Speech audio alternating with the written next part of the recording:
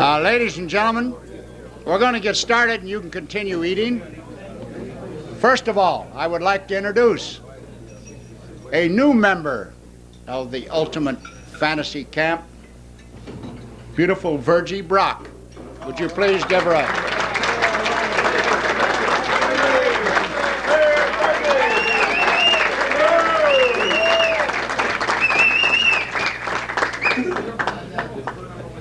I have some announcements to make before we get into the program.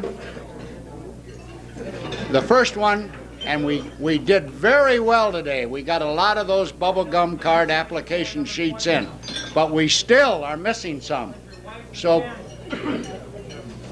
please get them in tomorrow. Now, this is the next thing. Tomorrow's schedule. You may not notice it on your schedule tonight, so I'm going to tell you now. We have an early reporting time tomorrow.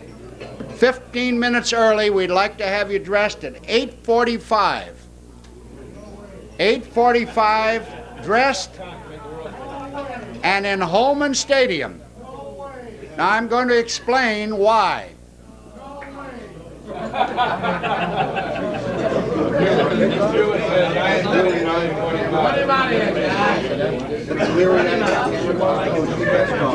At 8:45, we are going to have the team pictures with the instructors in the Hall of Fame, beginning at 8:45. It's a long morning. We will have a short stretching.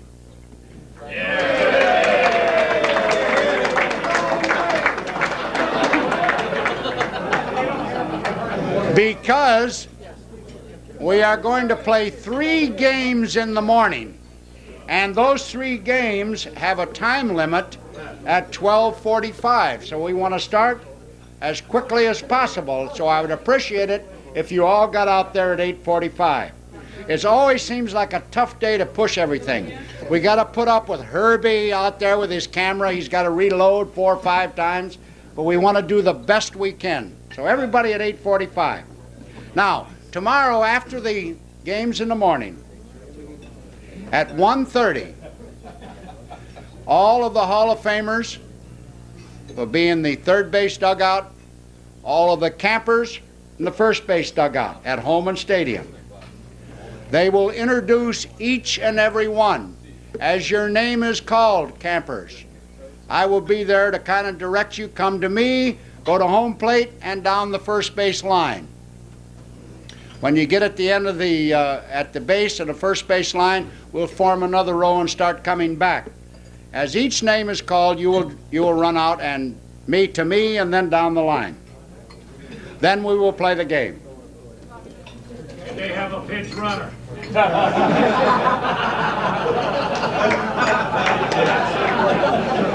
We will have some pinch runners. Peter Perrone has offered a $50 reward for anyone finding his cards or knowing anything about his bubblegum cards. Now, this is very, very important. Your evaluation sheets will be in your rooms tonight. Please fill out and return Monday night to Craig or to Jack Snow. Fill them out and give them to us. These evaluation sheets are very important to us because each and every camp is improved on your recommendations. Today we had a great meeting over in the Campanella room with 22 of our returning veteran players, and we had a lot of fine input from them. And we will take that input and it will eventually help us make each and every camp better. So please fill those out for us. It's important. Now, I want to mention this in today's game. You've all heard of Floyd Patterson. You've all heard of Muhammad Ali, Sonny Liston. But this is all part of baseball that we had out there today. This isn't the first time we've had a little fisticuffs, a little flare-up out there. We've had it before. We've got 2 campers in here I won't mention their names, who had it 2 or 3 years ago. This is the competition that you get in. Bob Margarito and Dave Sanderford, stand up. Hey!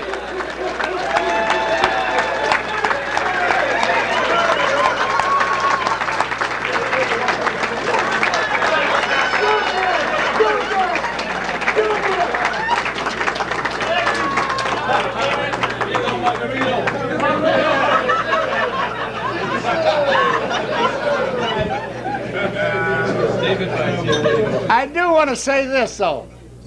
After it happened, and I noticed that Bob Gibson was right out there. He said he almost pulled a muscle going out there. But after it happened, Frank Robinson casually strolled over to Bob on the side, and he says, "See, I told you, these damn guys are serious, so play it straight."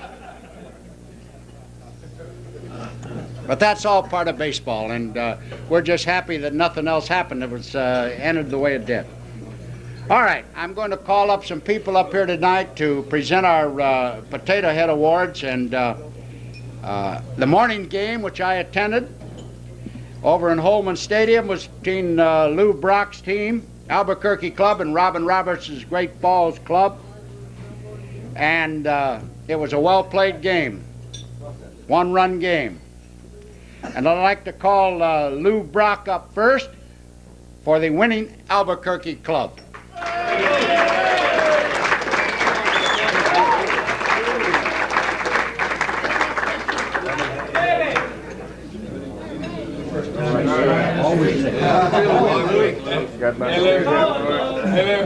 Tell them about what you did to our shortstop. Tell them about that. Listen, on behalf of the Albuquerque Ball Club, it is a pleasure to present this award. And I must say that the Albuquerque Ball Club showed tremendous courage.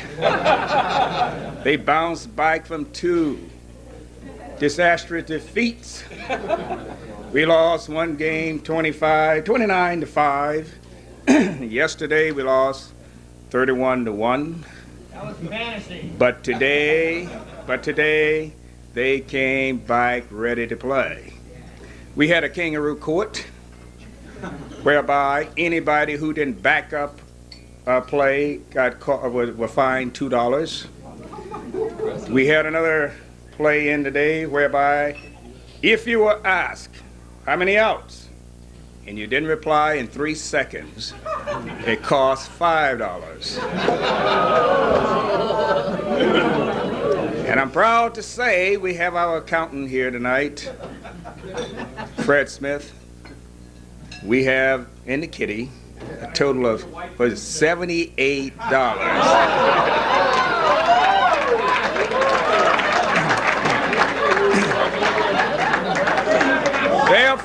Therefore, we came to play today, and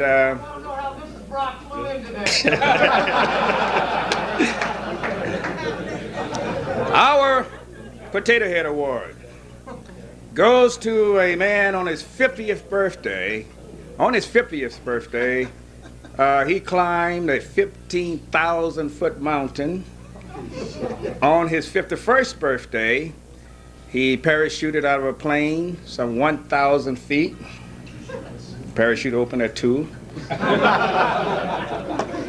And on his 57th birthday, he decided that he would come to a fantasy camp and had never swung a live pitching prior to being here. And what does he do today? And when the chips were down and the score tied, he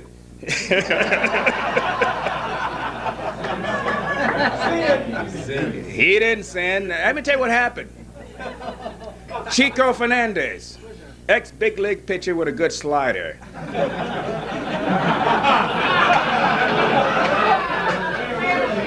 threw a fastball under his chin. It was 2 outs. We had a man on first base.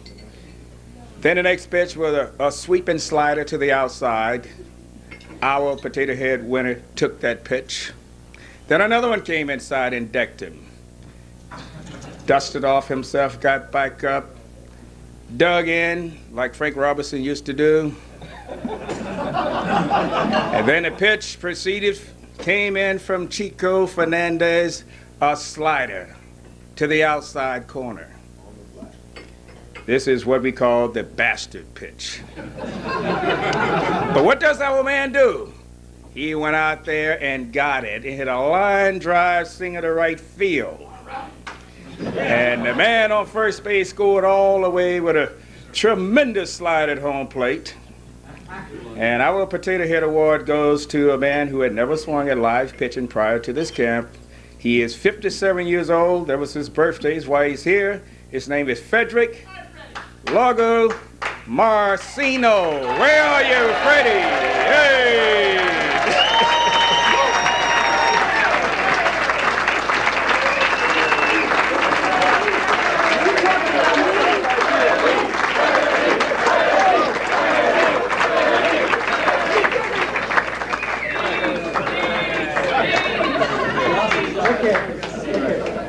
Look here. Hey.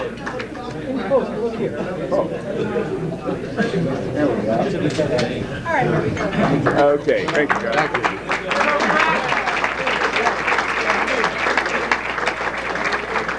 You notice how these photographers fouled everything up. Now here they are back here tonight. Said there's no room up in front. Has anybody seen a picture that Herbie's taken? Don Drysdale, you've been with the Dodgers for years. Have you ever seen a picture that Herbie took? One. Henny, have you ever seen a picture he's taken? Okay. I'll just rest my case on that. Okay. Where's Robin? Robin, before you get up here and before you can have anything to say to me, if you win tomorrow, you will be 1-4.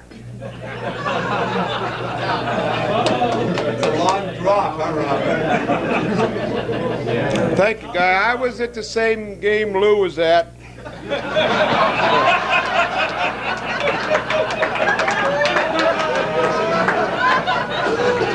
It wasn't nearly as exciting. But I did win today after we lost our fourth game. Tough game. Hey, it was tough. We gave it everything we had. It's not a whole lot, but that we gave them everything we had. But I took Mary out and beat her at the golf course, so I'm 1-4. Oh, that's good. Yeah, I'm 1-4. Hey, Barry. Yeah. How's your last name? Zisser, not you, Barry. Zisser. Zisser, right? You remembered my name. No, and hey, you know, and that's why I asked you. I didn't want to screw it up again. Will you stand up here just a minute, Barry? Here? Now act like you're hitting. No, get your hands up there and everything. Look at this. Did you ever see Babe Herman? Babe Herman, yeah. Babe Ruth, you got it wrong again. Hey, he got 2 singles today. You remember? He refused the pinch runner. You know, the thing is, I'm really hurting because you're one of my better players. Turn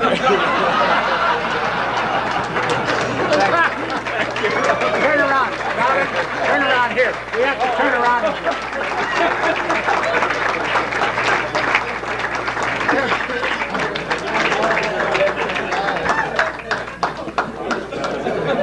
You know, if you guys think you were living a fantasy out there, I saw one of our veteran ball players living his fantasy, and Lou Brock mentioned it.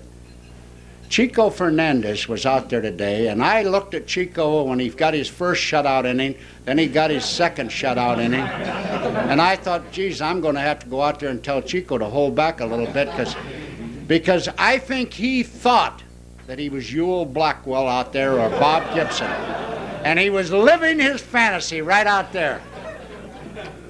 In fact, I heard that his third baseman or shortstop booted a ball, and he said, "Hey, you didn't go after that like you should have." Don't feel bad when he says that to all our players. All right, the next game in the afternoon, Hoyt Wilhelm San Antonio Club and Billy Williams' Vero Beach Club. I didn't see that one because I couldn't afford to leave this game over here because there were so many controversies that were coming up. We had to have a commissioner right out there, which I'll get into in a little bit. But I'd like to have Hoyt Wilhelm come up and present the San Antonio Club's Potato Head Award.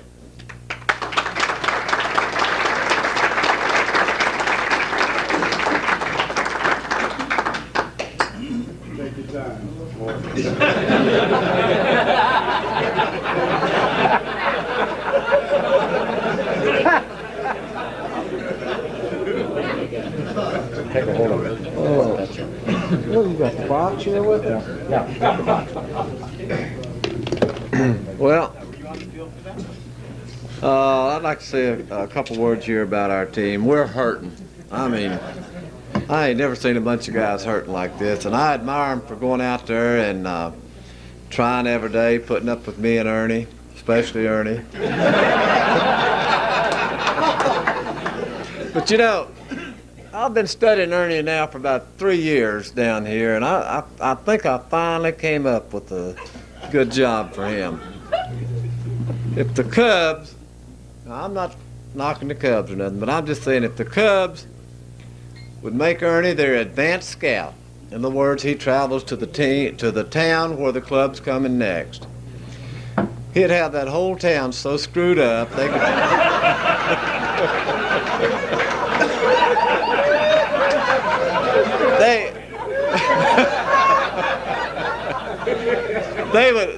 They'd slip in there in winter series and get out of town before they knew what hit them.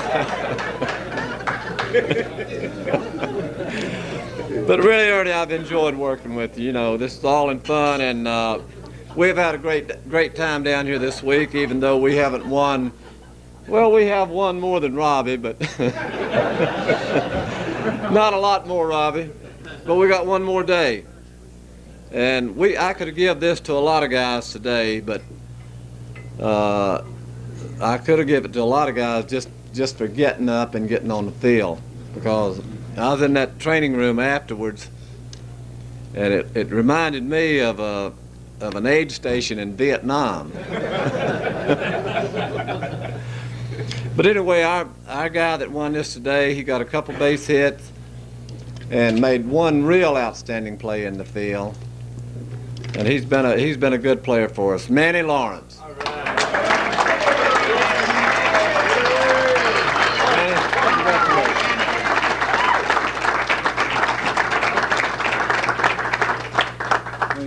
All right. Make a speech, man. Manny. Okay. Manny. Let him say Is Gruely coming here? No, he doesn't. Oh, What are you doing? He Go takes ahead, the Manny. box, right? Yeah, he keeps the box. You want to box Manny and a speech? I've been wanting to say something for a year now, to tell you the truth, but the guy I wanted to say this to isn't here. Then don't say it. Pee Wee Reese.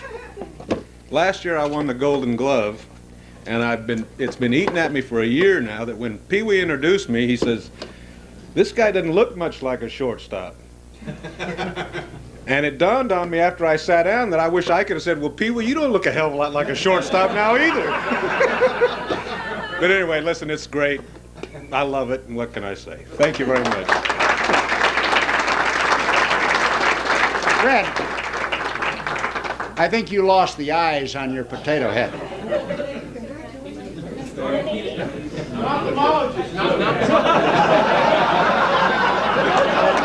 Good, very appropriate.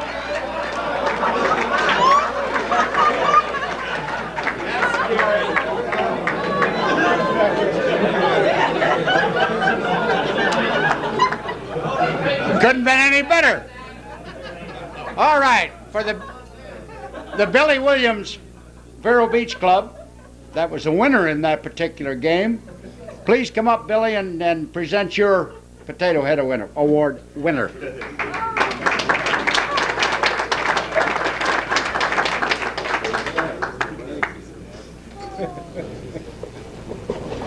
Today we won our second ball game, and my players were saying that, and I think if we had a few more games to play, we would be right back in the race. because we started to play real good baseball. It takes about a couple of days to get everybody to know where they're supposed to be at on certain situations. But we got in the ball game today. We were grasping for pitching. Hoyt Wilhelm wanted to throw for his ball club, but I told him we had about 5 guys wanting to pitch. And it was really difficult today to choose a guy who deserving of this Potato Head Award. A couple of guys pitched good. Jeff Markin pitched good. He never had been on the mound before. He got out there and threw 4 good shutout innings. 5 innings. Okay. 5 good innings. McFadden played third base the whole ball game. A couple of hits, drove in a couple of runs. But I think the one guy who had played second base for me, guy who had played catcher for me, he played third base. He's just an all-around player. And I think because he had been a team player for these last couple of days and made sure that we played good baseball and stayed in the ball game, I think Alex Coleman, the winner of this award. Will you please come up?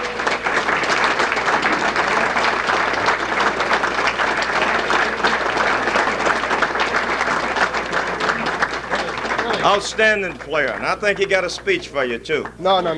Just a short one.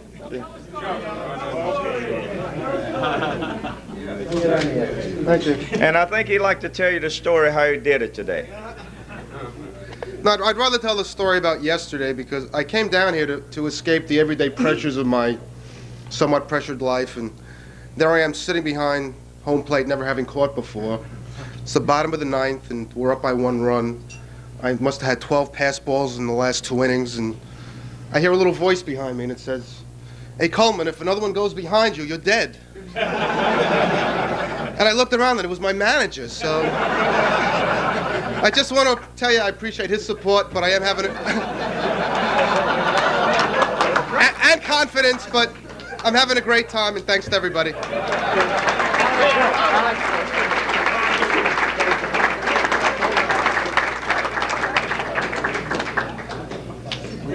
Now let's get into this championship game that was played out here today. I don't think that we could have written a better script for a championship game than what we had out there. Frank Robinson could tell me what to do with that script. And he may. I found out today what a hard loser he is. I stayed away from him. I just completely stayed away from him. Bob Gibson, friend of his, came over and says, he's mad at me. He won't even talk to me. So I know what a competitor he is. He had a couple tough breaks out there today. Wait a minute. You'll get your chance. But it was a well-played game. Frank's club was ahead the entire ball game for those of you who didn't see the game. And he had a man called out at third base for missing third base. And then the fly ball that landed in ended the ball game in the bottom of the 9th inning with 2 outs. And you couldn't ask for a better script. So Frank, would you come up here and present the Potato Head Award and get on Spahn if you want to?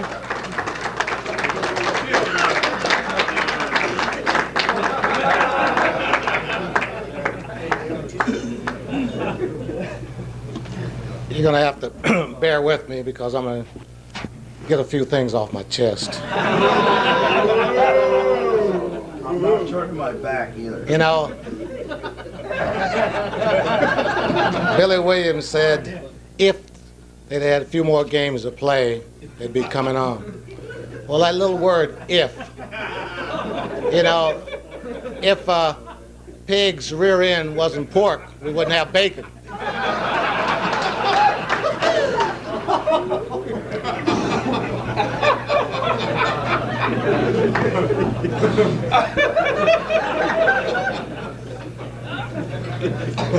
The other day, a camper, after a ball game, and we had won this ball game, camper walked up to me and said, "You really don't care who wins or who loses, do you?"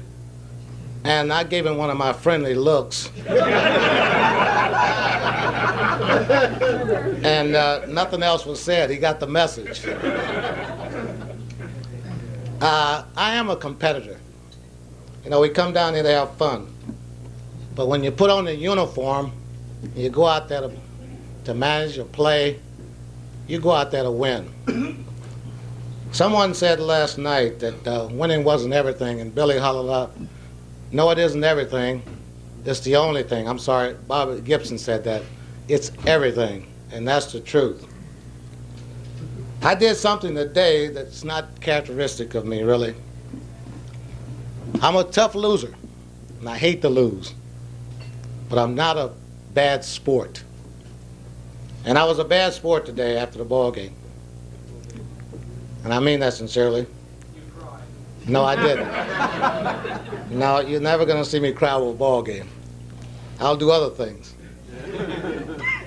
I didn't congratulate the Bakersfield team on their win. And I'd like to do that now because it was a well-deserved win. You played hard. You played an outstanding game. Warren Spahn and his staff did an outstanding job, and I really mean that. You're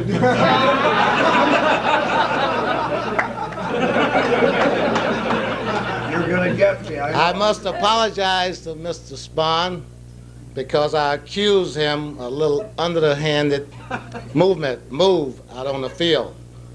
But after the ball game, I talked to the player involved, and he said really it was his idea, not Spahn's idea. So I have to apologize to Mr. Spahn. I can sleep tonight. But really, I'd like to congratulate my ball club, the Sarasota Ball Club. They played well. They played well all week long, and they played well today. We just came up a little short. They gave us 3 in the first, and we were ahead. And we have nobody to blame but ourselves for losing the ball game because all we had to do was outscore them the rest of the way, and we'd have won. But we battled, and it was a tough loss. That's the toughest loss you can get in the last at bat with 2 outs. That's really tough.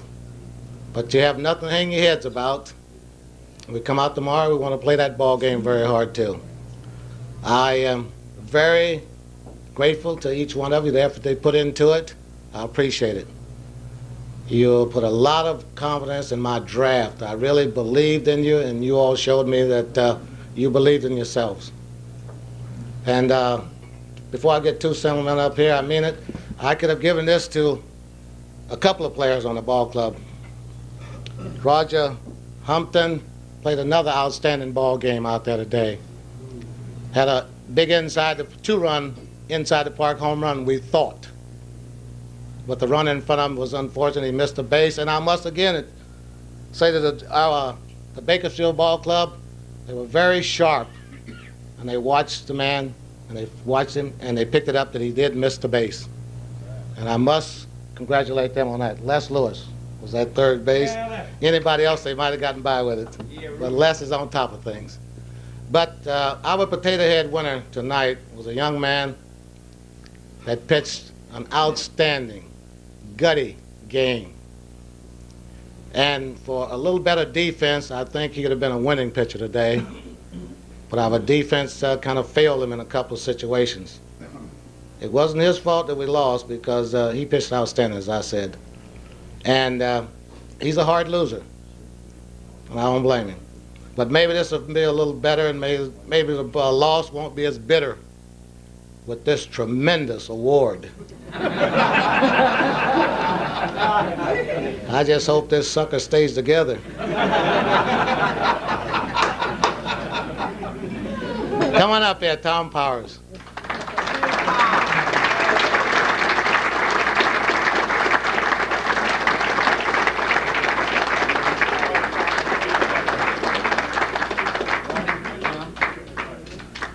Thanks a lot, Frank. Let me pitch.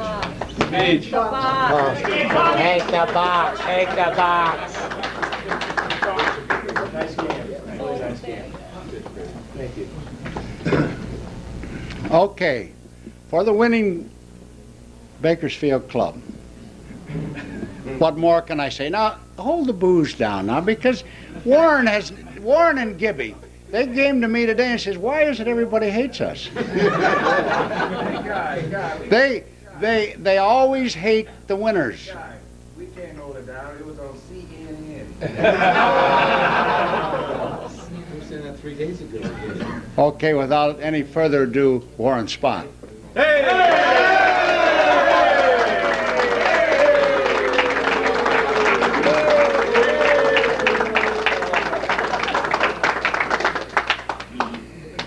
Wow. They usually give big trophies, you know, diamonds and this thing. That comes tomorrow night, Warren.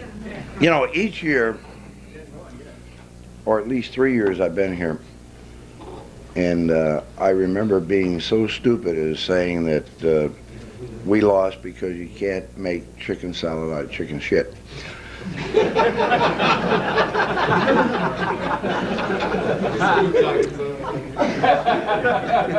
Hey, I said it. And a couple of those people that were on that ball club that tried so very hard were the same people that played against us today. And Tom Powers was one of those people. And I'm damn glad that I'm here yet, because I'm sure they didn't appreciate that. But I think I was saying that we could have been better, and we weren't. And I've been here for a couple of years, and all of a sudden, you sort of understand what the Dodger camp is all about. And here is a bunch of executives that are, you know, independent, whatever. And they instilled in Jim Rivera, my coach,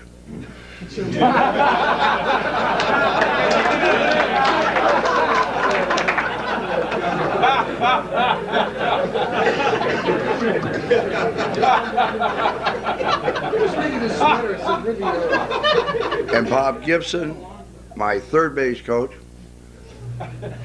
and myself, that when these guys won the ball game, I think it was like winning the World Series. I got the same excited enthusiasm, and now I can understand what the Dodger organization, because I hated you guys. And when I first came here, I saw all these god dang pictures of the winners, and we fought those people. So I think what I'd like to request, Guy, is that we put a picture of the Bakersfield Club next to those great portraits of the Dodgers. How about right up here? I think that's great. And I think it's great that you win a championship by only playing 4 games. Wow. What a great season. And the first day that we played, we were behind like 6-0. And this ball came back, and I'm like Charlie Grimm, that I thought I made a lousy draft. And I remember Charlie used to bury the lineup, and somebody got a base hit, and he'd dig it out and say, hey, this is not too bad. And that ball club came back and won. And, you know, I think everybody contributed. That it was tough to pick the Potato Head Award every day, that I got 14 guys that deserve that award. But unfortunately, we only can give one. And then when you got a guy least likely to start a fight,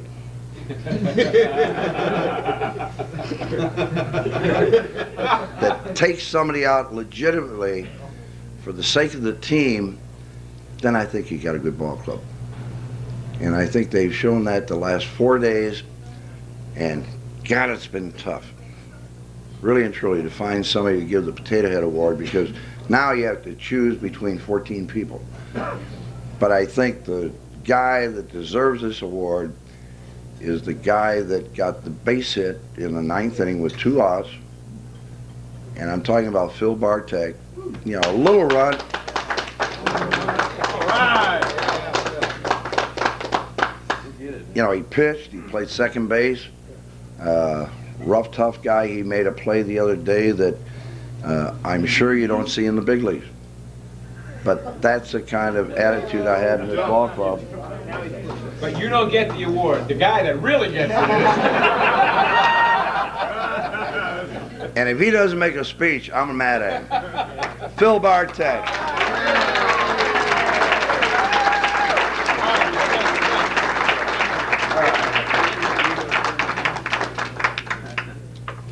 All right. Speech. Get up here. 11 o'clock. Right. Well, as you all know, and I'm sure you all understand this. This has been an incredible week. It's an absolute fantasy for for anybody that comes here. And I was lucky to get here. Probably very lucky on a freebie. Okay, but it's just been an incredible week. And today's game just exemplifies what our club really came back on that first game, and then we killed 2 teams. I guess it was just lucky. But today's game, when you're up there with 2 outs and the bases loaded, it's the kind of situation that you want to be in. It's like life, right? It really is. You got to be there. You can't be afraid. And I thought, before I looked at the lineup, and I said, God, I'm going to be batting there. I was sweating bullets. I was ready to piss my pants. And just before I walked out there to step in that box, my coach stopped me, Mr. Alvarez, and he said, hey, take a breath. First pitch looks good. Go ahead and swing at it, right? And it reminded me of, I coached Little League, and I had the same situation with these little 10, 11, and 12-year-olds, future major leaguers maybe. And I remembered saying the same thing to them. And it just all clicked. And when I went up there, I knew I was going to hit the first pitch. I got lucky, and I did. So we won the game. Thanks a lot. I appreciate it.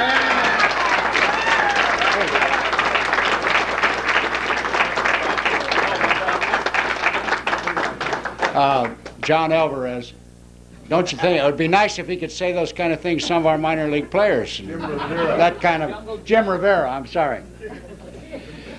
Tonight now, our discussion, and we're going to move it along rapidly, and at the end, if you fellas have any questions to ask specifically of any of these pitchers, save them at the end, and we'll have them answer your questions. I'm going to call up first to start this off the fellow who's is back with the Dodgers, and we in the Dodger organization are very happy to have him back. He's one of the winning pitchers in the Dodger organization, Don Drysdale.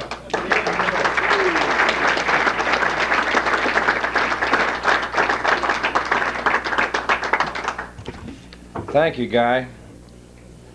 And ladies and gentlemen, it's a lot easier to come back tonight after winning today than it was the other night, so I can watch my vocabulary a little bit. But it's interesting to be in the camp, and I think before that we do anything whatsoever and talk about pitching, out of every good thing comes a better thing. And I must say that I think throughout these camps, whether it's the November camp with the Dodger instructors or whether it's the Hall of Fame camps coming a little bit later on, the one thing that does grace the camp, and that's the ladies that come to the camp, the wives of the Hall of Famers and the instructors, and I congratulate you. Thank you very much.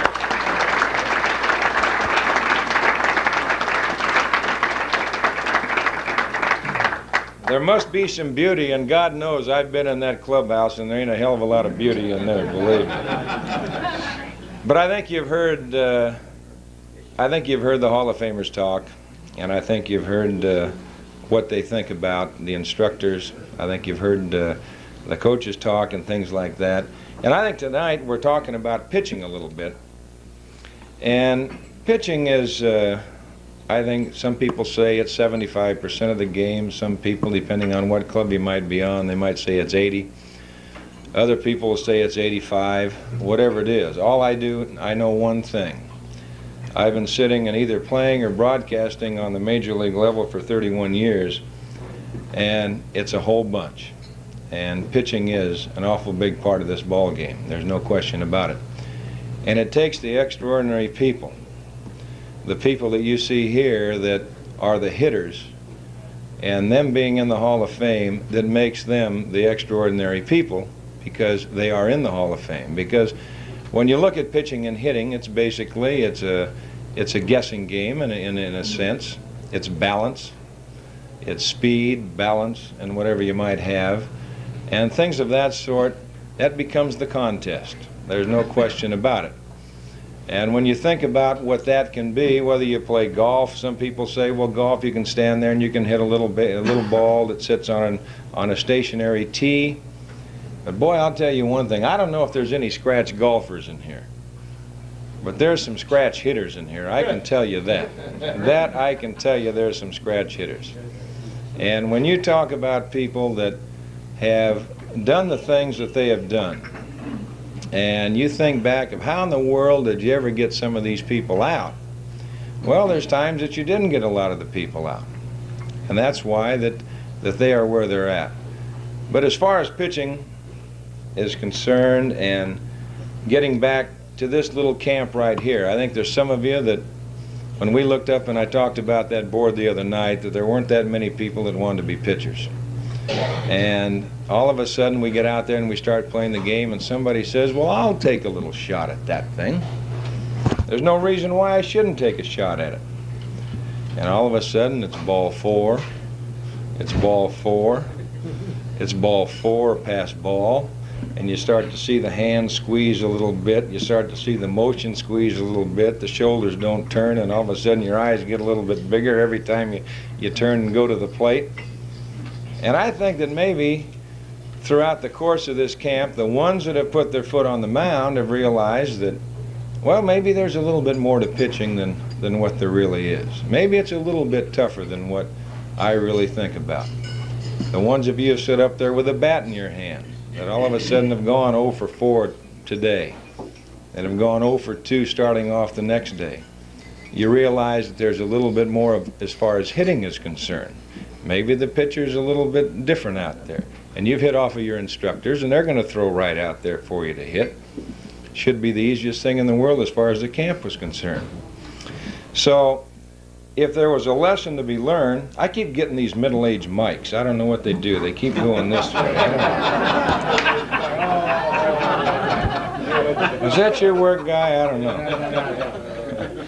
But there's a lesson to be learned, and I think there's a lesson to be taught, and I think we've all tried to maybe move around and kind of teach little things as far as the facet of the game of baseball is concerned. I can think back, and I'm not going to get into the pitching aspect that much because I'm going to introduce the different guys, and they're going to talk a little bit about pitching and what their philosophies were, and I can kind of intermingle something as I go along and introducing the different people. But pitching today, and I think Frank has probably been the most recent manager that we've had here. Billy wants to manage, and there's no question about Billy be a good manager. Duke has managed, and Robbie has managed. He's worked with the college level. I don't know if Catfish wants to manage or not. He's been down here now for the first year, and he might say the hell with that. Spahn has managed. So there's things that go along. Hoyt has gone out and he's managed at the minor league level. And I think that when you look at things, the people that have managed in this game, I think that they can come up and they can tell you about what pitching really is and what it means to them. And without any further ado, and just moving along and moving through the course of the evening, because we're going to make it pretty quick, I want to call the first guy up, because I think he was one of the greatest competitors that I ever played against as far as a man that walked onto the mound. There's no question that if you don't keep your eyes straight and in a straight zone and watch where in the hell he's coming from, you got a good chance of ending up right down on the ground. And that's Mr. Bob Gibson. Bobby?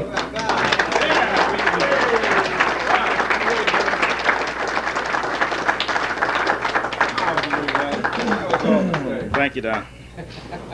I don't know why everybody talks about somebody laying on the ground when I pitch. I very seldom threw at guys.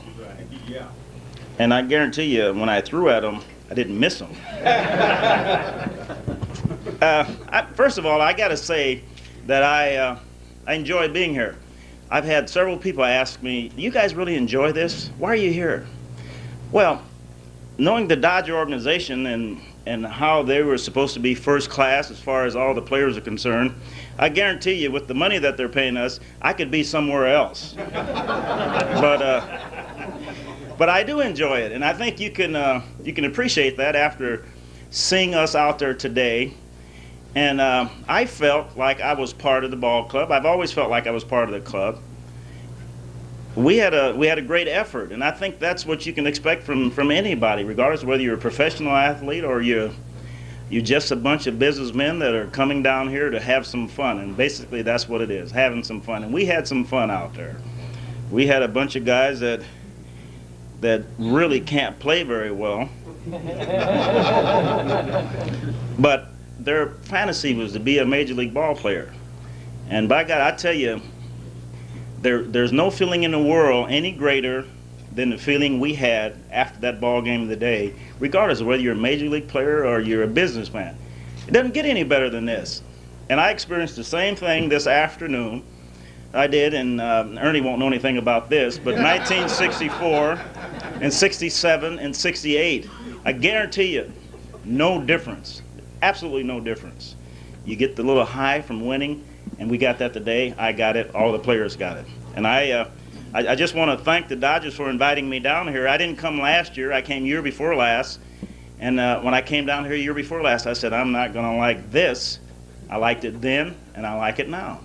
And possibly I'll be back if I get a chance to come back. But I did have to say that.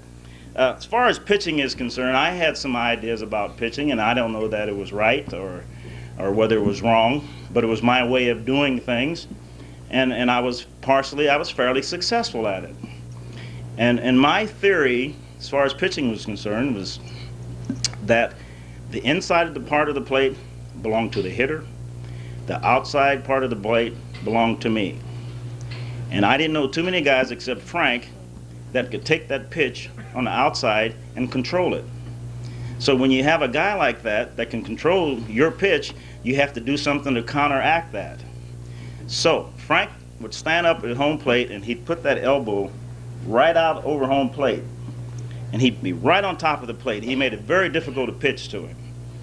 You had to either pitch him inside, and in Crosley Field it was only about 385 feet to center field, and he used to keep hitting that ball out over the center field wall. And it was just a fly ball in Busch Stadium, but in Crosley Field it was a home run. And I was young. I kept throwing that ball out there, and he kept hitting the ball over that center field wall, and I couldn't figure out what the heck to do about it. So we had some meetings about Frank. Says, look, he's standing on top of that plate. You're going to have to pitch him inside. So yeah, but if I pitch him inside, I'm going to hit him. I said, well, that's his problem.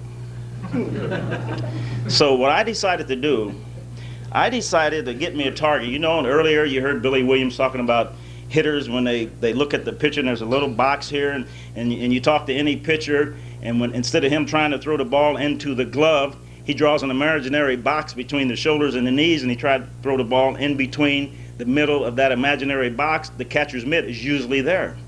So what I decided to do with Frank, I drew a little box from his elbow to his shoulder to his rib and back out. I think he's probably got 34 little knots right along here. And not once did I actually throw at him. I didn't want to hit him. I wanted to get him out inside. And the reason I wanted to get him here is so I could go back there where I'm used to pitching. And I hit him a lot. Not one time, in all the years I faced him, not one time did he ever look out, glare at me, and charge the mound like these guys do today. Not once. He realized what he was doing. He realized what I was going to have to try to do to get him out. I hit him a lot. Not that I wanted to put him on, but that's the way we played ball back in those days. I think half of the guys that I knocked them down because Lou Brock got knocked down. And Lou got knocked down because he played the only way he knew how to play, and that was to win. And he probably started stealing. He was the one who started stealing third base when you were ahead by 24 runs and 2 outs. But He got mad yesterday because we did that to him. and he started it. This is the only way he knew how to play. You know, sure, some of that stuff is there's some selfish motives, but you know, how many of us don't have some selfish motives at times? That's the only way you can be successful. It's nice to be a team player, but if you do your job really well, you'll be a good team player. And that's the only way you can look at it. I don't have a lot of things to say for the first time, but I do want to say that I've enjoyed the camp. I've been to a few camps. I've been to this one twice. This is the second time. I've been to another camp about 3 times, and I don't know that I enjoy being anywhere at any of the camps any more than I have down here. It's been, I've had a great time, and hopefully in the next year or so I'll be able to come back again. Thank you.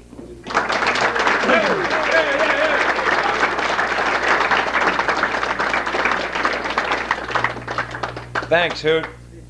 Lou, you know, when you pull things like that, you got to go. That's all there is, you know. We have some guys on our ball club. We had some guys on our ball club that could run a little bit. We had Maury Wills that had the base stealing record before Lou broke that, and we had Willie Davis. We called him the 3 dog because he wore number 3, and Willie could run well. And Maury had a little more sense. And he would kind of back off just a little bit. Willie was learning to play the game. I don't know whether a lot of you know, but Willie was a right-handed hitter when he was a baby. He didn't play baseball. And Kenny Myers, the late Kenny Myers, who was a Dodger scout, made Willie into a left-hand hitter. And indeed, excuse me, Willie could, I've been yelling so much at third today, we scored more runs, I can't talk anymore. But he made him a left-hand hitter. And we had to kind of calm Willie down just a little bit, because it happened when Casey went over to the Mets and we're playing in the Polo Grounds, and we're ahead maybe 4 or 5 runs. Now, 4 or 5 runs to us, that was a bunch. I mean, that's like 10 or 12 that you're playing out here. And Willie stole a couple of bases in the last couple of innings, and it was not really the right things to do. It was maybe 4 or 5. And we said, Willie, just take it easy a little bit, because sure enough, he came up again, and boom, down he went. Casey was managing over there, and he come back in the dugout, and he said, God damn, you get somebody. Well, now, wait a minute, Willie, you know, just don't pour salt in the wound, because that isn't the case to where you're not the base stealer that Maury is, and he was out there kind of running rampant a little bit. And he finally learned. He learned that there's times to run, there's times to not run. And things went along according to Hoyle.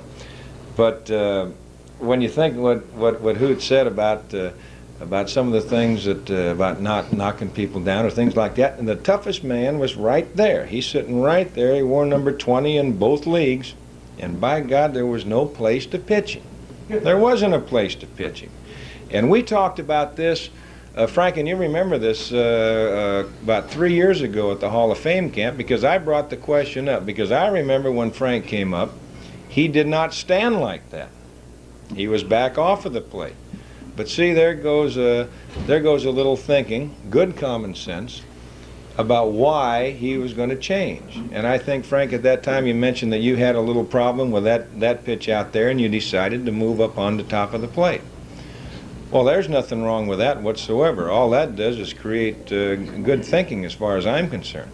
But all it did was make it a hell of a lot tougher for pitchers trying to get him out. So consequently, you only had a little bit. And we've always maintained that if you're pitching and you're talking to young pitchers, if you're going to miss either bad, don't miss good. And I'm sure that that's why Frank got plucked as many times as what he did, because he was right there. But see, the thing that you don't think about, there was no timidness. And the one thing that we always said is, don't wake him up. You wake a good hitter up, and God forbid, because it might be all over, and Campy knows that. Campy knows that. He used to sit in clubhouse meetings and said, oh my God, don't do that. Oh no, you can't throw that. Don't do that to that boy. Don't do that to that boy. And I'm telling you, I've heard that little squeal go up many times, and you say, well, what the hell, it's self-survival. But when you talk about self-survival, and we'll segue to the next man. When you think that you know and you're standing at the plate of what in the world is coming, and that man is out there and he's thinking of self-survival as well as you are, and he can throw a pitch that you know is coming and still can't hit it, and pitches many years and was as successful as he was, there can only be one man, and that's Hoyt Wilhelm. Hoyt?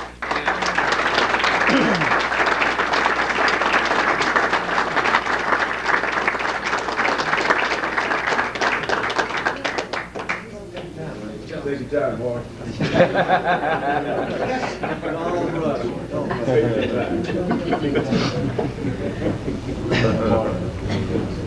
Thank you, Don. I don't know what to add too much to what's been said up here, because I can go back talking about pitching a little bit. Way back when I was growing up down in North Carolina on the farm, I loved baseball, but and I played every opportunity I got to play. But little did I ever dream of playing so many years in the big leagues and eventually making it to the Hall of Fame. Because like Don said, I found out early, even way back in high school, that I was a good hitter back then, but I didn't have no real good fastball. I could throw fairly hard, but not hard enough that I could have probably ever made it to the big leagues. So when I did find out that I had the knack of throwing a knuckleball, and nobody ever really taught me that pitch, I taught myself. I picked the grip up probably from one of those guys up there in Washington when they used to have 4 knuckleball pitchers back there. But when I throw the ball, and every now and then I'd get the spin off of it and I'd see how it broke, I'd say, well, if I could ever really master that pitch and get consistency with it and get it over the plate, I might have a chance. So that's what I did. And I really worked at it. I'm not talking about going out and throwing it 5 pitches and then go to something else. I really worked at it every opportunity I got. And I spent many years in the minor leagues before I think the reason I was having good years in the minor leagues, I won 20 games 2 years in a row on a Class D club and didn't even get moved. Well, nowadays a Class D club back then would be probably equivalent to about an A club now. And my God, you find a guy now that can win 20 games in an A league, he's in the big leagues tomorrow. But back then there was a lot more clubs, and they just didn't move. You had to move up gradually, one step at a time. So finally in 1952, I made it to the big league, to a big league camp, and that winter I had pitched in Cuba, and when I went to Arizona with the Giants that year, I was in shape to pitch. And for some reason, Leo DeRocher took a liking to me. And he decided to make a relief pitcher. I had never relieved before, but Leo decided that I'd be a relief pitcher, and fortunately I got in the first couple of games I got into and pitched pretty good and won a couple of games, and that's how my career really got started. Now I did start one year later on in the big leagues. I started 1 year, and I was successful that year as a starter, and I think I could have been a starter, but had the type of arm that I could throw every day, and got a few people out, so that's the way it happened. And of course, being elected to the Hall of Fame was the cap of all of it. And I'd like to say a word or two about being here in these camps. This is the 3rd one I've been to, and I've really enjoyed it here. I've did other camps, and I've had fun in all of them, and I've seen the enthusiasm in most of them that I've seen here. And it's a credit to you guys, the way you come here. You know, it amazes me to go out there and see 45 or 50 Chesters walking around on the same field.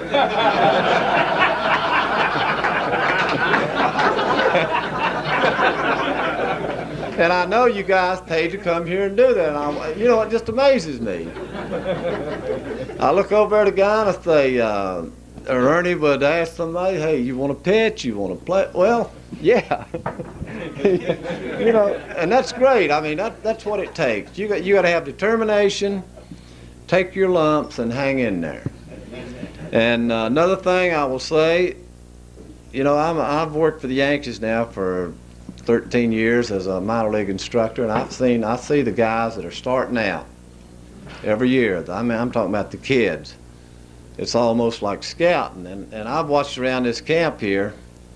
I've seen my team, I've seen all the teams play, and I've seen some good players here, and I've seen there's some guys here though that I'm gonna tell you, you can call home and tell Mom not to sell the mules yet.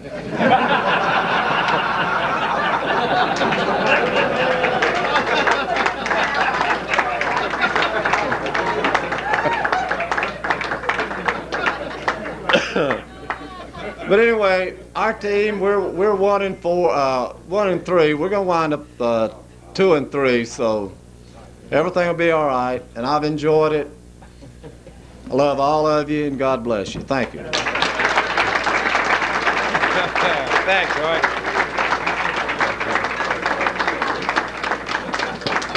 They always say to be a good reliever, you have to have the mentality to just take it easy, calm, cool, and collected.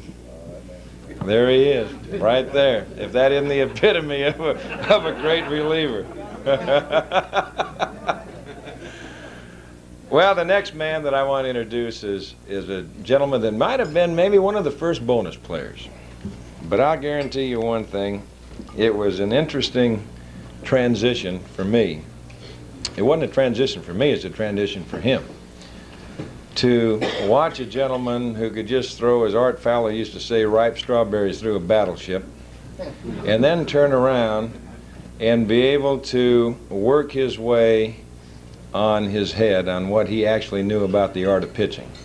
And I think one of the greatest competitors that I ever saw, I used to love to sit and watch Don Newcomb and Robin Roberts tangle, because you know there's going to be a whole bunch that's going to happen before that day is over. Robbie, where are you? Robbie?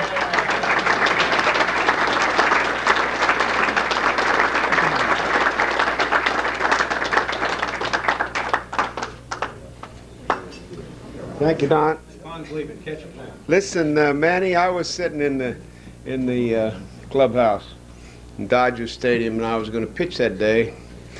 And we were out of the pennant race. They were playing the Braves. They were fighting it.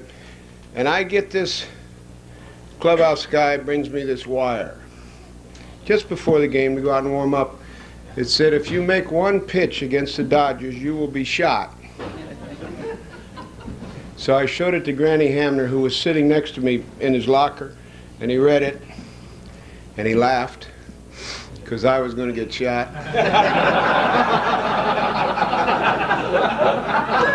So we threw it in the trash can. And I go out to warm up, and I had almost forgotten about it. And I got ready, I got warmed up in front of the dugout in Ebbets Field, the third base dugout.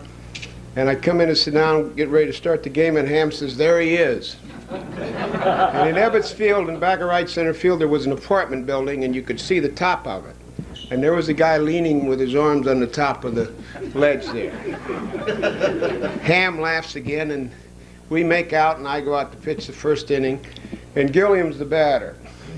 And I take my 5 warm-ups, and I was throw the last one, Seminick throws it down, and I'm thinking, you know, somebody might be dumb enough to do that. No one knows this, but the guy that sent the wire, Hamner and me, right? So as I wind up and pitch to Gilliam, I come following through, and just as I release it, I dive forward like that. So I didn't hear a gunshot go off, and I turn around, and Ham's rolling on the ground at shortstop. The next pitch, Junior hits a triple. Pee-wee singles him in, and Duke does something bad, and Jackie and the rest of them. They get 2 runs, and I finally get out of the inning, and we're walking to the dugout afterwards, and Ham runs by me, and he said, don't worry, he's not going to shoot you today. You ain't got shit.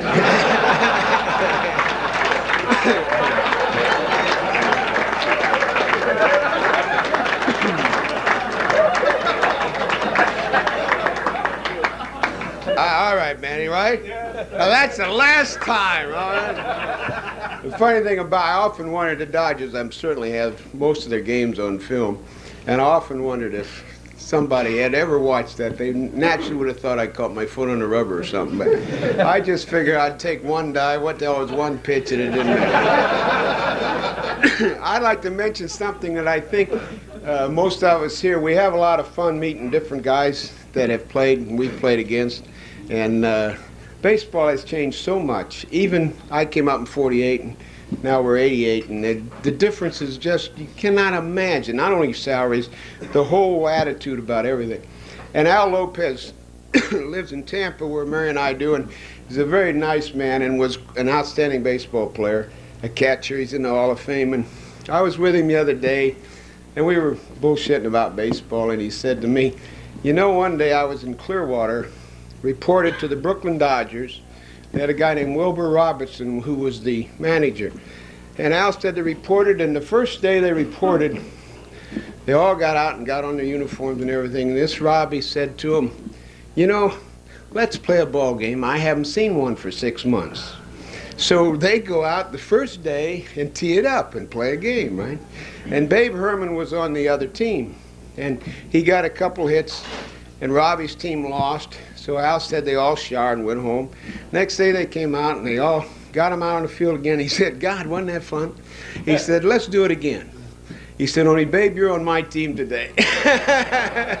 And you know, of all the effort that goes into getting guys into shape, can you imagine nowadays if you would ask a ball club to play 2 inter-squad games the first 2 days you got there? It's just, the change is unbelievable. 1949, I pitched my first full year for the Phillies, and I made $9,000. And Harry Walker had a barnstorming team that would travel around, and we would play 16 games in 10 days. We would play in the afternoon and at night, and we had 2 days off. And we would play in Illinois, in Arkansas, and Missouri. And we had 3 pitchers, Herm Wiemeyer, Kirby Higbee, and myself. And the way we did it, the clubs we played were not other big league clubs. They were hometown teams. So they weren't a big threat against us, and it was fun to play them. We got $50 a game. So I was going to pick up an extra, what, $800. I would pitch, Kirby, Herman, and I would pitch 3 innings in the afternoon, 3 innings at night. This is every day, right? So we did this for 10 days. We did, and the 10th day we're playing in Cape Girardeau, Missouri. And we played in the afternoon. Wiemeyer and Higbee and I pitched our 3 innings for the 8th time in 10 days. And the night game comes, and Harry Walker's the manager, and he says, Robin, Wiemeyer and Kirby's arms aren't feeling good. So he said, you start this game tonight, and when we get ahead, I'll come in and pitch. He meant Harry Walker. Well, there was a left-handed pitcher who had been shot up in the war who was quite a prospect who pitched against us in dark lights in Cape Girardeau. We win 1-0 in 10 innings. I strike out 17 guys, right? And then we score. Harry Walker, thank God, hit a home run at the top of the 10th. And their first guy was a right-handed batter, and he blooped over first base for a triple. So I had to strike out the next 3 guys to get us out with a 1-0 win. And I thought nowadays, with all the ice on the arms, with the 4-day rest, and I was doing this for $50 a game, you know what I mean? And the thing about it was, I actually think that the rhythm you developed by throwing the baseball a lot really helped you. The only time you can hurt your arm, I always felt, was late in the game with the bases loaded. When you're really bearing down, you could pull something, you know what I mean? But early in the game, what the hell, you're just playing catch, you're just pitching, you know what I mean? And I do think the change in that sort of thing in baseball, and I'm not going to change it back, I know that, and I ain't going to try. But I do think one of the real problems that we have in baseball, when you're talking pitching, is that the young pitchers don't throw enough, don't throw the baseball enough, don't develop a rhythm, and don't come out with a way of being able to throw a baseball 90% just easy, accidentally, once you get loosed. One of the things that happened to me when I pitched, and it's probably the quality about a guy that makes a living at baseball or any other sport. I know any time after I became a big league pitcher, after a couple years when I knew pretty well what I was doing.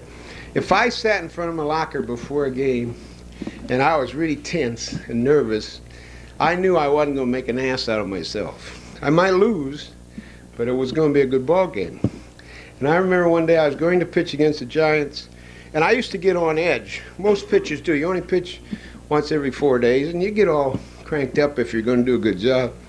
And I was watching a card game. It was raining, and they had the tarp on. And I was watching the card game, wasn't playing, and we had a big catcher named Stan Lapata, who had a habit of hitting you on the back with his flat hand. He was a horse too, and he could hurt you, you know what I mean? And he just did it all the time, just for kicks, you know what I mean? So I was sitting watching the card game, and I'm nervous, going to pitch if it ever quits raining. And Stan whaps me on the back, and I turn around and flushed him right in the jaw. Wham! Like that, you know? And we had an old coach at the time, his name was Cy Perkins. After it all settled down, he came over to me and he said, I've been in baseball 35 years. He said, that's the biggest thrill I've ever had. He said, you know that big bastard, he hits me on the back. And he said, you know, I bet he'll never hit another guy, and I don't think he did. Like the rest of the guys, I enjoy the camp very much. One of my players said to me, Coach, you're too negative about our club. He said that today. And for 5 or 6 minutes, I was positive as hell. But then the game started, and we went out there, and I said to him, you know, look, it's not me that has to be positive. You got to be positive. Because I ain't out there playing. But I did have a great time, and last year you knew how strategic I was. This year it's Spahn. And you know baseball's something, and I saw the replay, Spahn. It's a little blue pit to left field. The guy screwed up a little bit. And you guys are writing like you're some big deal. You were lucky. You were lucky. I must tell you my last story. Mary and I don't think I told this here. Mary and I coached college after playing all the years, and we won a game in South Florida, blue pit, in the last inning. Guy checks, swing blue pit, we win. Driving home, Mary says to me, you know, it's all luck. And I thought, you know, after all the years of running sprints and busting my ass, and today, she's right. You know, it is all luck.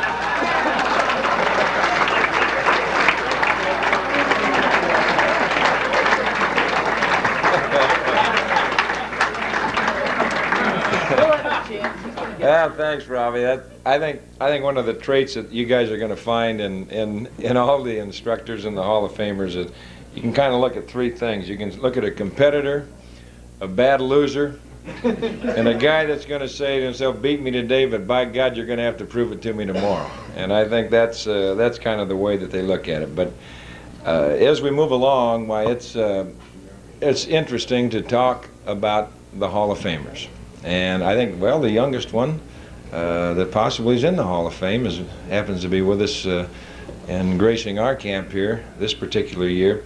I don't think I've ever watched many people. I had the pleasure of watching Sal Magley, and there's been guys here that have watched Sal Magley pitch. And I thought that was really a gentleman that had maybe the more artistic style of pitching. And to sit and watch him work, at times you would just sit there and you'd be amazed. And I've sat and watched the next gentleman pitch quite a few times. And he was amazing because he was like an artist. He would go out there, he would paint a picture, and when it was all over, Catfish Hunter had to win the back pocket. Cat?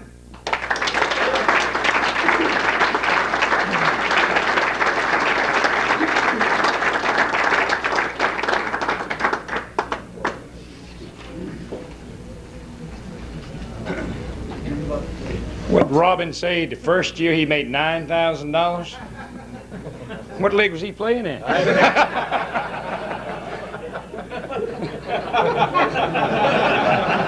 know when I come up 30 years later, 7,000 was the first year. But, you know, as a pitcher, I guess when I first started out in baseball, the first time I come in a ball game, I come in relief. And Campaneris at that time had just came up as shortstop.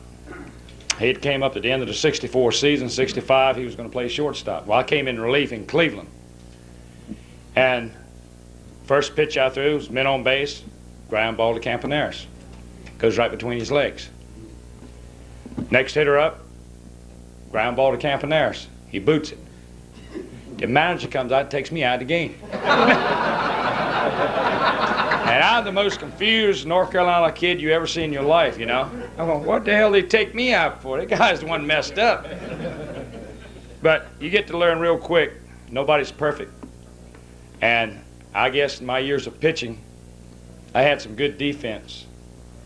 And they loved to play behind me, especially the catcher that caught me, because he didn't catch too many pitchers. I threw the ball in there and they had to hit it. And the fielders out there, they loved it because they never had time to start thinking about their girlfriends or their wives or ex-wives or whatever, because if they did, they'd get killed. Because I was throwing it and the guys were hitting it, they were on their toes all the time. And that's the way the infielders love to play.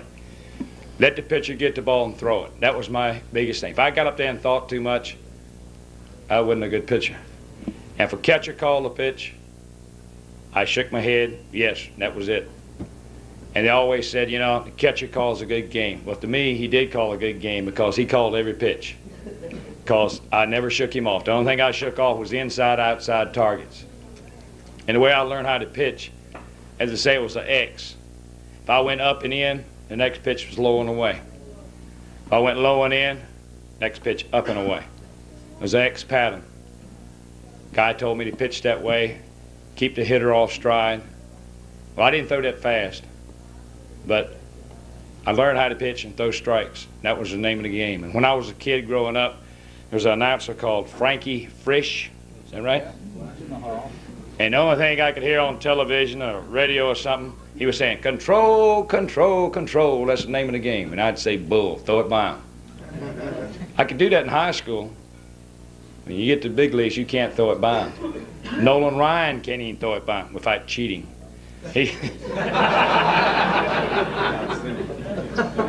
But control is the name of the game. And another time that I was pitching in Cleveland, in my first of my career, I'd come from a little town, I heard from North Carolina, 2,500 people, all country people. I'd never been over 60 miles away from home when I signed to play baseball. And I got in Cleveland. First game I started was in Cleveland. I gave up 3 home runs in 2 innings. And they had this scoreboard, all these fireworks going up and everything. Man, I turned back while I'm looking. I've never seen anything like this. I'm just looking. And finally the umpire said, hey, let's go, let's go. And he gave me another ball. By the time he gave it, bam, there's the fireworks again. Now I'm looking. And the next time into Cleveland, our manager was Hayward Sullivan at that time. Their manager was Bertie Tibbetts. Bertie came over to Sully and said, Sully, we don't want Catfish pitching here anymore. Sully said, well, he's pitching here tomorrow night. He said, we don't have anybody else to pitch. So we don't want him pitching. Sully said, why? He said, last time he pitched, he gave up 3 home runs, cost us $4,000 in fireworks. He said, we can't afford for him to pitch here anymore. But, you know, the defense and playing together is the name of the game for me. If I didn't have the guys behind me to make the plays, I couldn't win. And when I played with Oakland, we had good defense. New York, the same way. And as I said before, if you can't play together, you're not going to win. And down here, the instructors get together, talk about baseball. I know you guys, a lot of you know each other. It's to have a good time. And if you don't have a good time, it's not any fun. These guys, Hall of Famers, I know played 15, 20 years apiece. If they didn't like it, they weren't having a good time, they didn't play. They wouldn't have been there. So to have a good time, and I think all of us did, and I know I did here at this camp, and hope I get to come back. Thank you.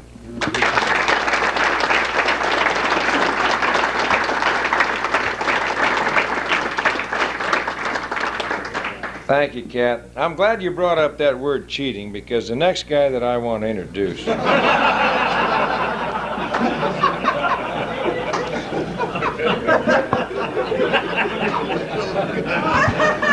Reminds me of a game that we were playing at Dodger Stadium. If you guys remember, it was around the early 60s when the National League, they sent out a directive, we want guys called on the balk rule. Remember that, Lou? You remember that. Frank, you remember that. Ernie? And God almighty, they were calling balks all over the place. And then all of a sudden, why they decide, wait a minute now, we got to relax the balk rule. We're making now a damn joke out of it. So we're playing the Braves at Dodger Stadium, and I'm pitching against the crafty left-hander.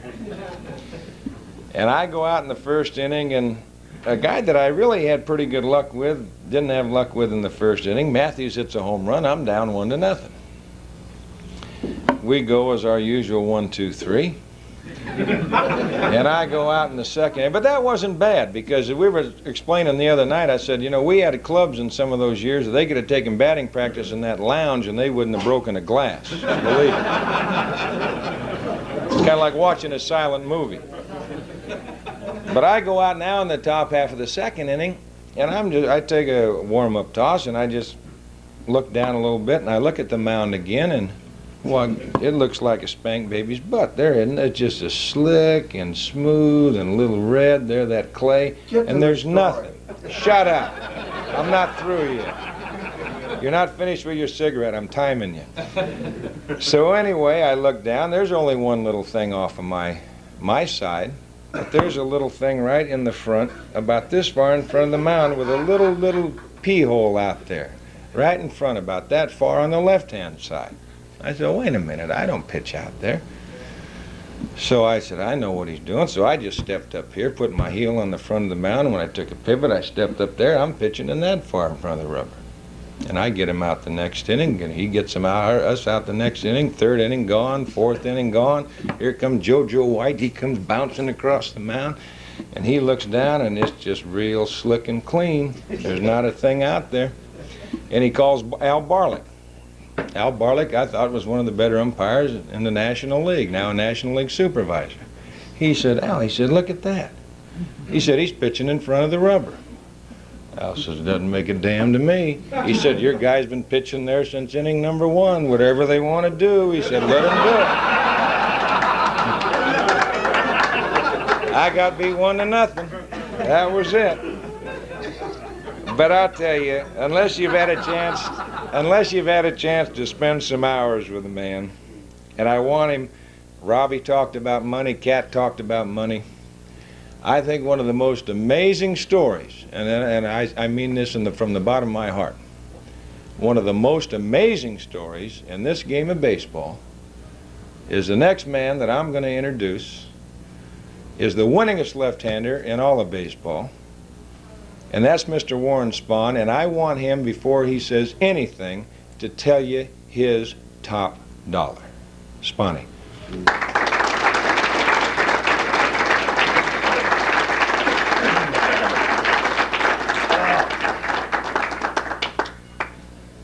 I don't know what I want to thank you, Don.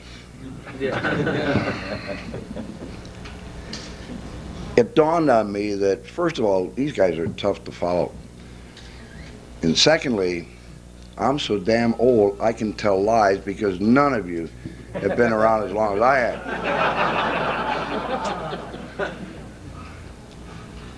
And I am a Casey Stengel product. And I played for Casey Stengel before and after he was a genius.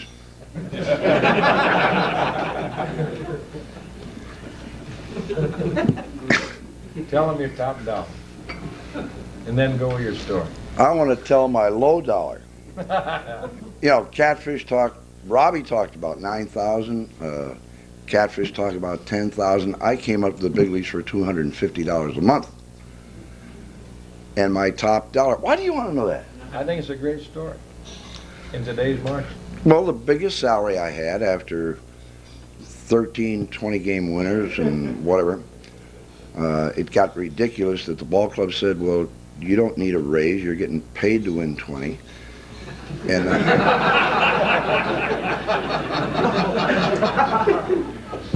And the highest salary I got, it was $87.5. Hey, I was proud of it. From $250 a month to $87.5, that's not too bad.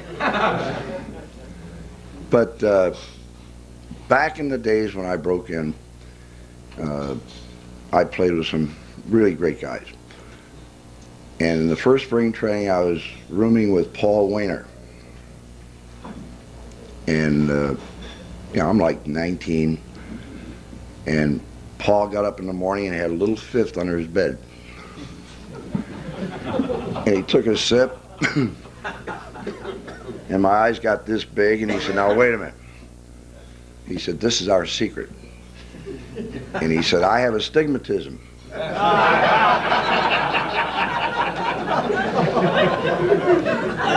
And he said, if I don't have a sip before I go to the ballpark, I see two balls. But when I take a sip, I see one big ball. And, you know, Paul hit 350, that type of thing. So this is the era that I broke in. And it was such a delight to be in the big leagues. And the first catcher that I pitched to in the big leagues was Ernie Lombardi.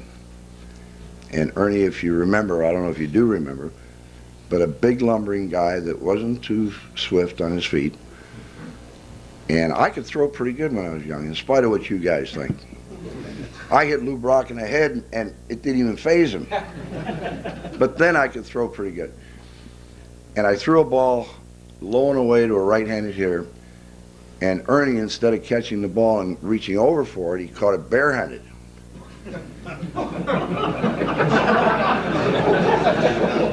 Hey, how to influence young pitchers, right?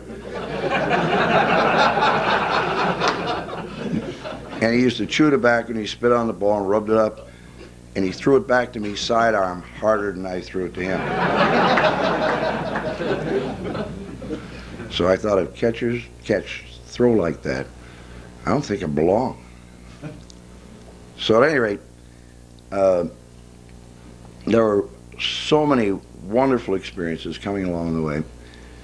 And I remember that one of the first hitters that I faced was the mad Russian Lou Novikov. And you guys don't remember him either, so I can lie. Okay. And I threw two fastballs by Novikov, and I was taught to waste one. And I got it up here. And he hit the damnedest line drive through my legs for a base hit. And I thought, wow, if they hit like that in the big leagues, I don't belong. So I think I grew up after I came out of the service. And I got amused when all these right-handers were talking about how tough Frank Robinson was to pitch to. Well, what the hell about us left-handers? And I remember Frank, that he was up on that plate, and I tried to pitch him in, and I put a few bruises on him.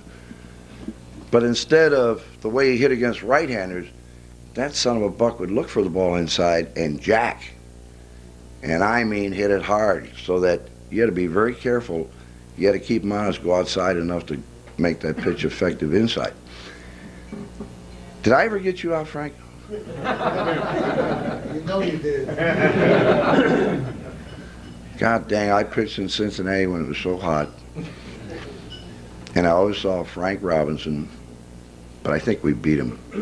We beat him because we hated Bertie Tebbetts, the manager.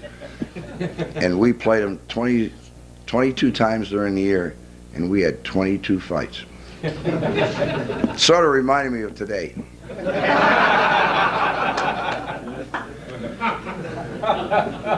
Now, I'd like to get back to Don Drysdale cheating.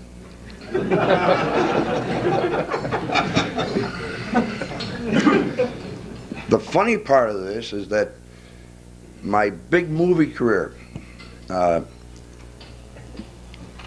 was filming Combat, so that we started filming at 8 o'clock in the morning. Hey, Warren, some of these younger guys, you got to tell them what Combat was. That's before. Which Warren? TV show?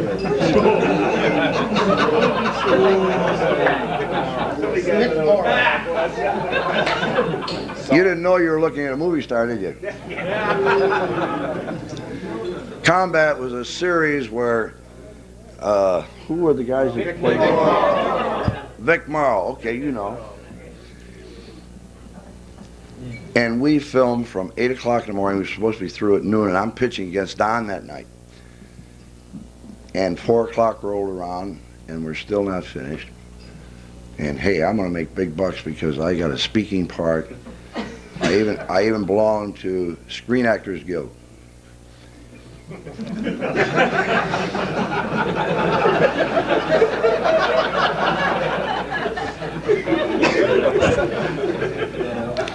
By the time I paid California state tax, Oklahoma state tax, and paid the Screen Actors Guild, I lost money.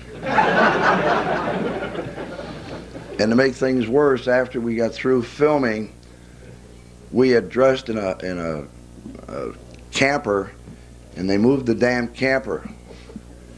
So I had to go to the ballpark in that German uniform. I played.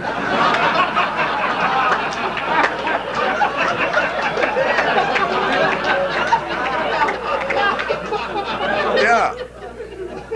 The helmet, that woolen uniform, and combat boots. I had nothing to eat. And now I get there just in time to get in uniform and pitch against Don Drysdale. Do you blame me for cheating?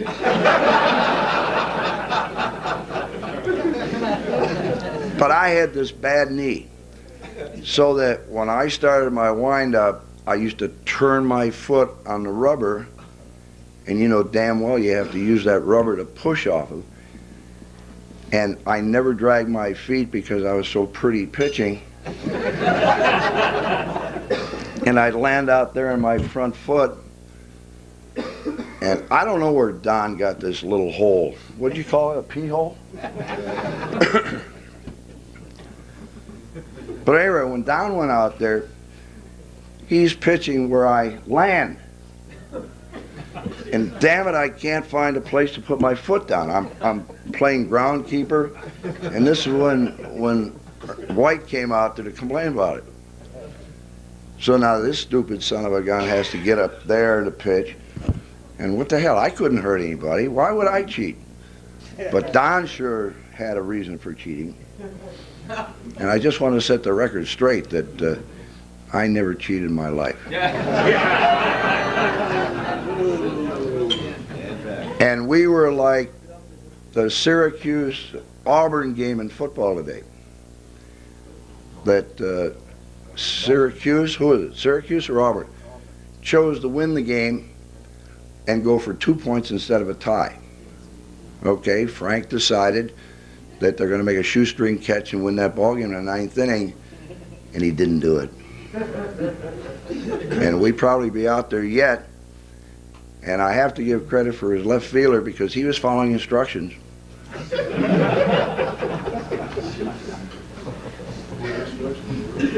And I might add, as far as today's ball game is concerned, that base on balls didn't reflect in the winning or losing of that ball game, and the two pitchers went 9 innings. I think it was remarkable.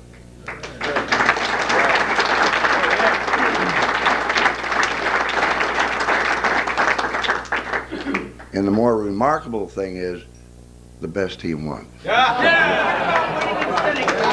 you, Ronnie. Thanks, Ronnie.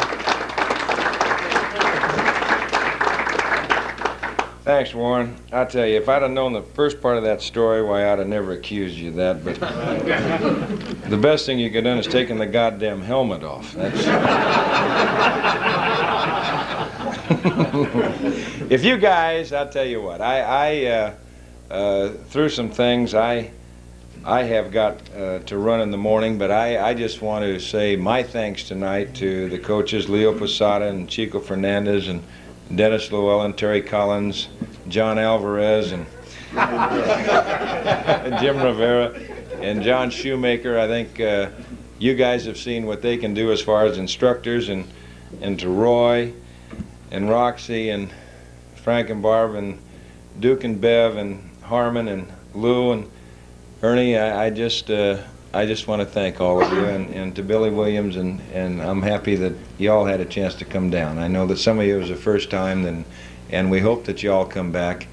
If you have any questions, why, the guys will come back up. They'll be happy to answer any type of thing you have. I know it's getting a little late. You're going to go a little early in the morning, but I want to thank you especially because it's always a thrill to come back down, and for me to come back now, especially coming back and being part of the family again, why, that's good to me. But it's always a fun time for me to come back and see the enthusiasm, see old familiar faces that have been in these camps for so many years, and see the new ones that have come out. Why, we hope you come back. We've had a good time, and I think everybody that's come up here, every Hall of Famer, has meant it sincerely that we enjoy it. We do, or we wouldn't be here. And we're happy to see that the biggest thing, I think, that we've all talked about is the shape that you guys have been, the great job that trainers have done, Bill and Charlie and the group.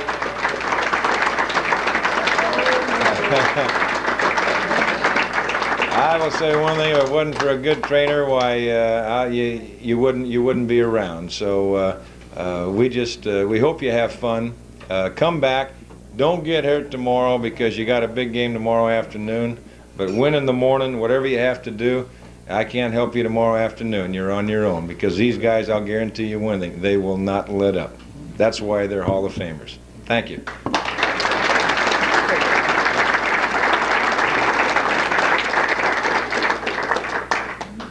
Anybody have any questions? Frank? What, John? Any questions? There's a question in the back. I know that Bob Gibson favorite battery mate was Tim McCarver, but Bobby, when Tim couldn't play, he threw against euchre sometimes. Any good euchre stories? No, I don't have any euchre stories.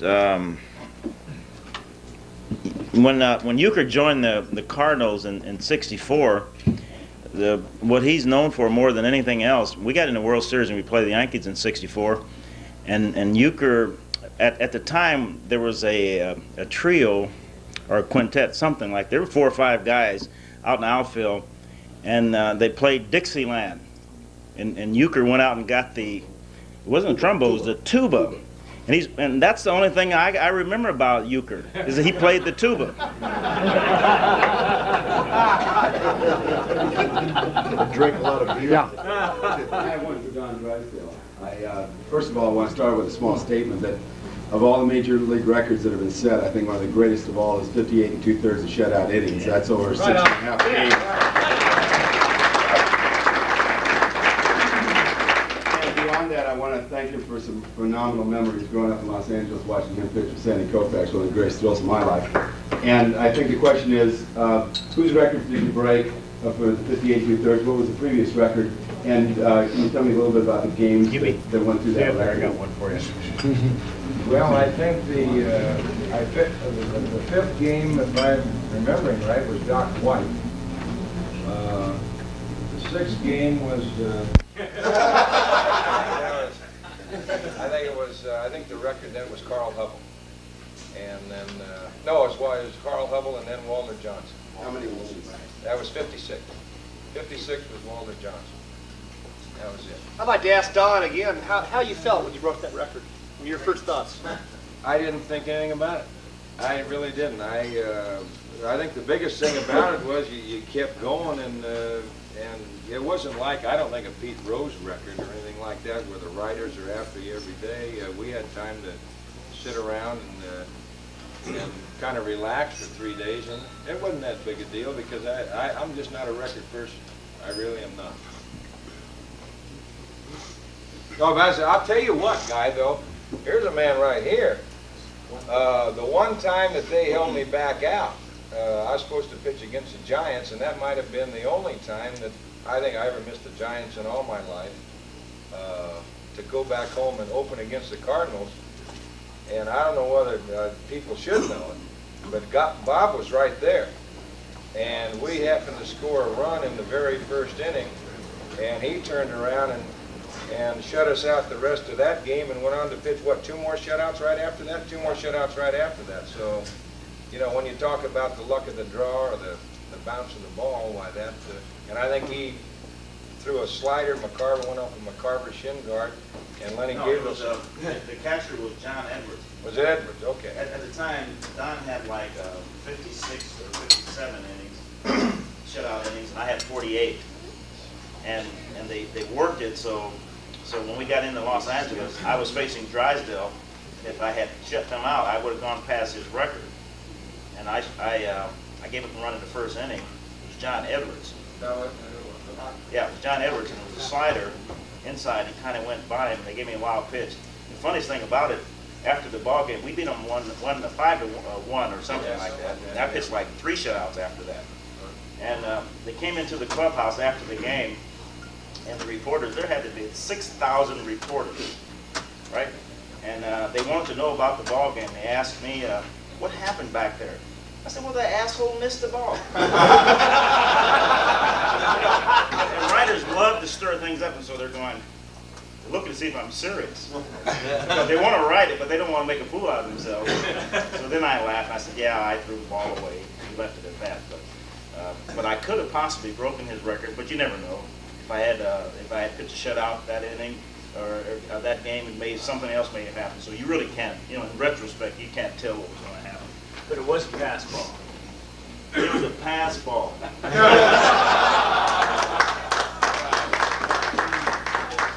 Which is an error.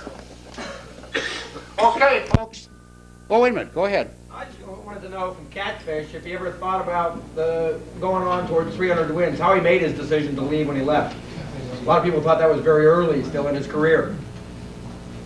Well, I told the Yankees when I signed a 5-year contract with them that I would quit at the end of those 5 years no matter what, and go home and be with my kids and try to bring them up on the farm like my mom and dad brought me up on it, instead of like New York City.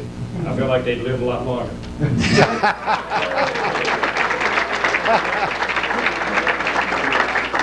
That's a good answer. Did you think about 300? No. Never entered your mind. Okay, folks. Good night. Been a good evening. We'll see you tomorrow morning. Don't forget, leave wake-up calls.